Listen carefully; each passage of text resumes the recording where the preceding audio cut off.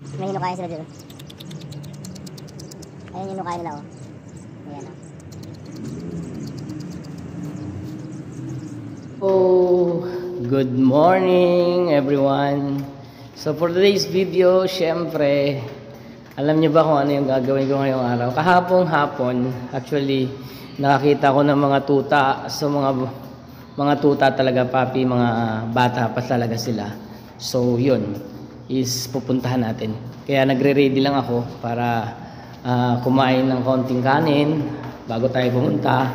At pagkatapos, is ang gagawin natin is dadala natin sila ng pagkain para dire-diretso yung mismong ano natin pagpunta doon.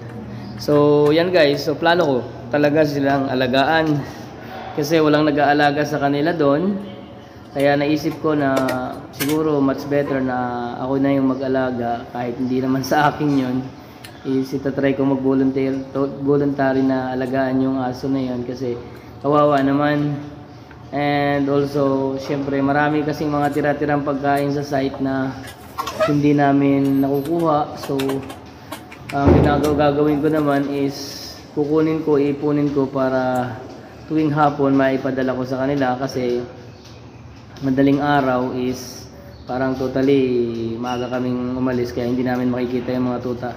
Siguro sa hapon makikita namin sila. So, kain lang ako saglit kasi alam niyo naman is nakakagutom. And sana sa lahat ng mga sumusuporta sa akin is suportahan niyo lang po ang aking mga vlogs at aking mga videos dito sa aking YouTube channel. At sana samahan niyo ako palagi sa mga daily vlog ko. At kung minsan lang hindi ako makapag-upload it because dahil wala tayong content.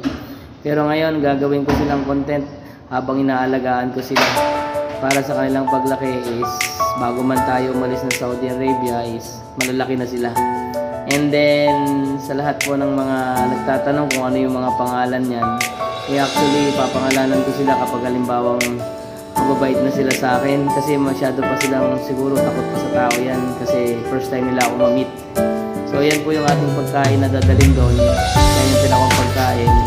So paksiw yan guys. Kaya saka may mga ulo ng isda. May fresh rice po yan talaga na ipapakain natin sa kanila. So yan guys, samahan nyo ako para dito.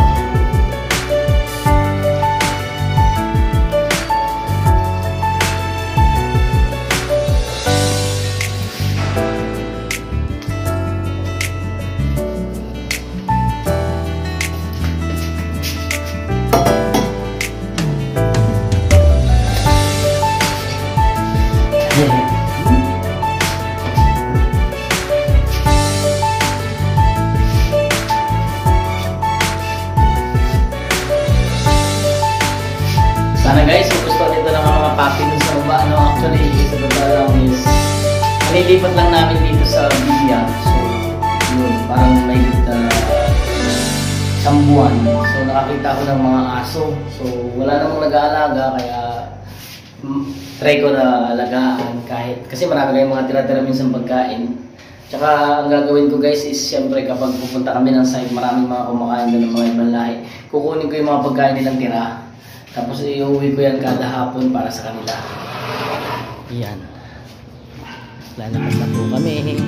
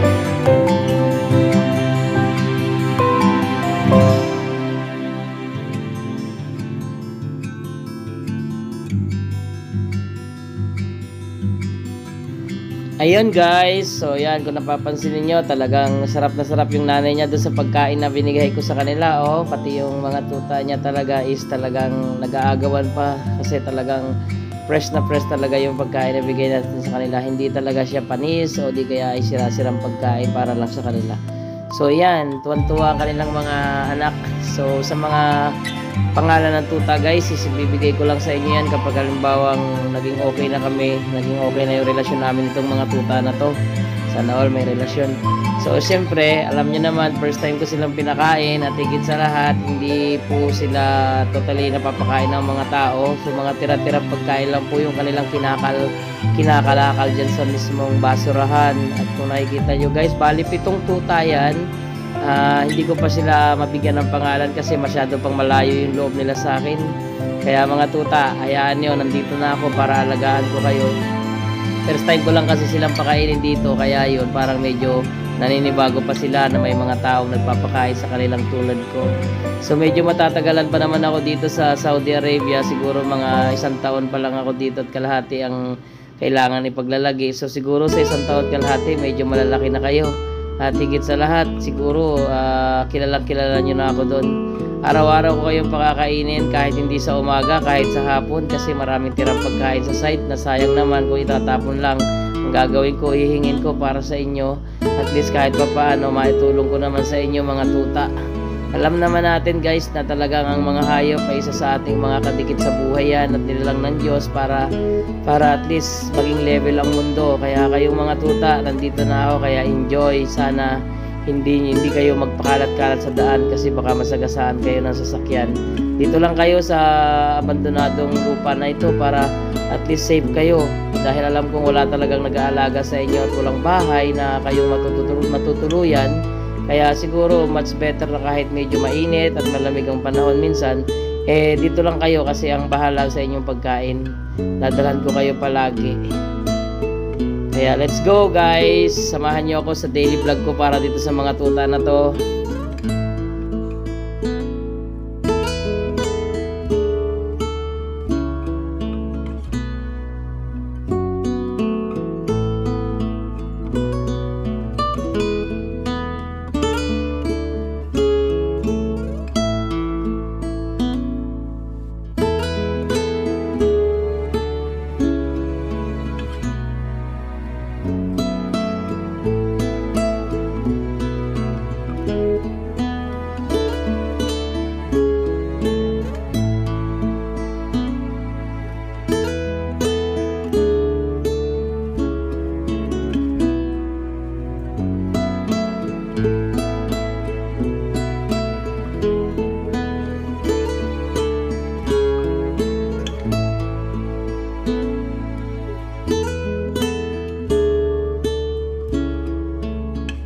Tara na guys, harap na tayo kasi